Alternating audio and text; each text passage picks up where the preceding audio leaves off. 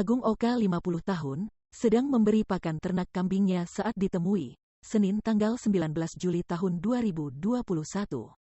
Tidak seperti tahun-tahun sebelumnya, Idul Adha 2021 kali ini terasa kurang mengesankan bagi pria asal desa Paksebali, Kelungkung, Bali, tersebut. Idul Adha tahun ini, banyak kambingnya yang tidak laku terjual akibat dari penerapan PPKM darurat. Puluhan kambing yang sudah siap potong, masih tersisa di kandang milik Agung Oka di desa Paksebali, Kelungkung.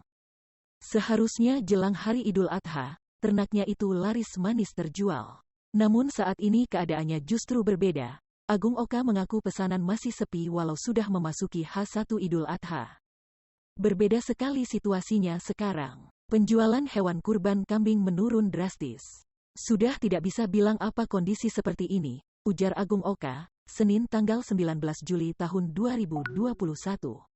Ia menjelaskan, biasanya setiap menjelang Idul Adha, Agung Oka mampu menjual lebih dari 150 ekor kambing. Ia pun tidak perlu repot-repot memasarkan ternaknya, karena selalu ada warga yang datang langsung kepadanya untuk membeli hewan kurban. Namun sekarang, justru banyak calon pembelinya yang enggan datang ke Kelungkung karena pemberlakuan PPKM darurat.